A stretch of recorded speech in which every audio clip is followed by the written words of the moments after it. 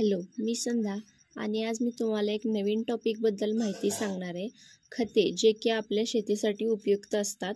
वर्षानुवर्षे जमिनीत घेत असलेल्या पिकांमुळे आणि अधिक उत्पन्न देणाऱ्या पिकांच्या नवीन वाणामुळे जमिनीतील अन्नद्रव्यांचा साठा दिवसेंदिवस कमी होत आहे. जमिनीत अन्नद्रव्यांचे प्रमाण योग्य ठेवण्यासाठी विविध एकात्मिक खतांचा संतुलन वापर करणे आवश्यक आहे. त्यामध्ये सेंद्रिय खते आणि रासायनिक खते असे दोन प्रकारची खते उपलब्ध आहेत. तर त्यापैकी सेंद्रिय खतांमध्ये आपण वनस्पती आणि प्राणी यांच्या अवशेषापासून सेंद्रिय खते मिळतात. तर त्याचे दोन प्रमुख प्रकार आहेत की भर खते आणि जोर खते. तर भर खतांमध्ये पोषण द्रव्यांचे प्रमाण कमी असल्याने भर खते रासायनिक खतांपेक्षा मोठ्या प्रमाणात वापरावी लागतात. तर ही खते पिकांना सावकाशपणे लागू पडतात. भर खते वापरल्यामुळे जमिनीच्या प्राकृतिक गुणधर्मात सुधारणा होते. त्यामुळे जमिनीची घडण सुधारते, जलसाधारण शक्ती वाढते व रासायनिक खतांचा कार्यक्षम वापर होण्यास मदत होते. जमिनीचे आरोग्य देखील सुधारते. जोर खतांमध्ये पोषण द्रव्यांचे प्रमाण भर खतांपेक्षा अधिक असते. त्यामुळे ही खते कमी प्रमाणात द्यावी लागतात. उदाहरण आहे की सर्व प्रकारच्या पेंडी, हाडांचा चुरा, मासळी खत इत्यादी.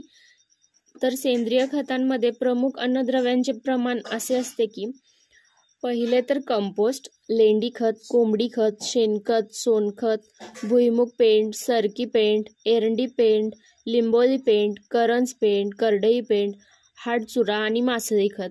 यामध्ये नत्र, स्फुरद, पालाश म्हणजे पोटॅशियम, नायट्रोजन आणि फॉस्फरसचे प्रमाण हे 1% ते 1% पेक्षा कमी असते.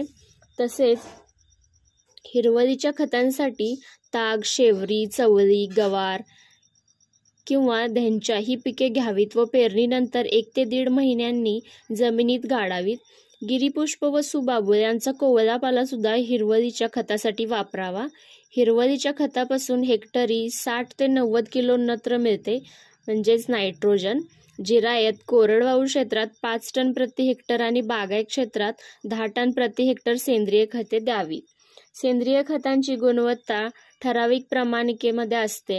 तसेच सेंद्रिय खतांचा रंग हा भुरकट काळा तपकिरी असतो, तर वास हा मातकट असतो. कणांचा प्रकार हा 5 ते 10 मिलीमीटर. तर त्याचा pH 6.5 ते 7.5 इतका असतो. तर जलधारण क्षमता ही 30% पेक्षा जास्त असते. तर त्यामध्ये एकूण क्षार हे 2 ते 5 डेसिसायमन प्रति मीटर असतात. जीवाणूंचे प्रमाण हे देखील 10/10 असते. त्यानंतर 1 टन शेणखतामध्ये आपल्याला काय काय मिळते हे आपण पाहणार आहोत. तर 1 टन शेणखतामध्ये कोबाल्ट 1 ग्रॅम असते, नायट्रोजन 5.6 किलो, स्फुरद 3.5 किलो, पोटॅशियम 7.5 किलो, गंधक 1 किलो, मंगल 200 ग्रॅम, जस्त 96 ग्रॅम, लोह 80 ग्रॅम, तांबे 15.6 ग्रॅम, बोरॉन 20 ग्रॅम, मॉलिब्डेन 2.3 ग्रॅम, तर कोबाल्ट 1 ग्रॅम इतके आपल्याला भेटते.